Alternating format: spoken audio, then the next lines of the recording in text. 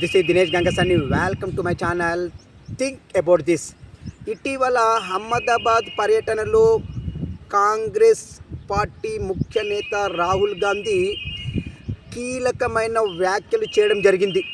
అక్కడ జరిగినటువంటి కాంగ్రెస్ కార్యకర్తల సమావేశంలో ప్రసంగిస్తూ కాంగ్రెస్ పార్టీలో 2 రకాల కార్యకర్తలు ఉన్నారని, ఒక రకం కార్యకర్తలు కాంగ్రెస్ పార్టీకి విధేయంగా పనిచేసే వాళ్ళు కాగా, ఇంకొక రకం కార్యకర్తలు బీజేపీ ఏజెంట్లుగా పనిచేస్తున్న వాళ్ళు ఉన్నారని, ఇలాంటి వాళ్ళని జల్లెడ పట్టి పార్టీ నుండి గెంటేయాల్సిన అవసరం ఎంతైనా ఉందని చెప్పేసి స్పష్టం చేయడం జరిగింది.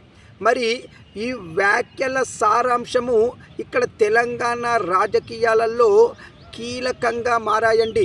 మరి ఈ వ్యాఖ్యలు ఎవరికి తాకి ఉంటాయి అనేది మీరు భావిస్తున్నారో నాకు కామెంట్ రూపంలో తెలియచేయండి. ఏది ఏమైనా రాహుల్ మాట్లాడిన దాంట్లో నిజముందని నేను భావిస్తున్నాను. దినేష్ గంగసాని.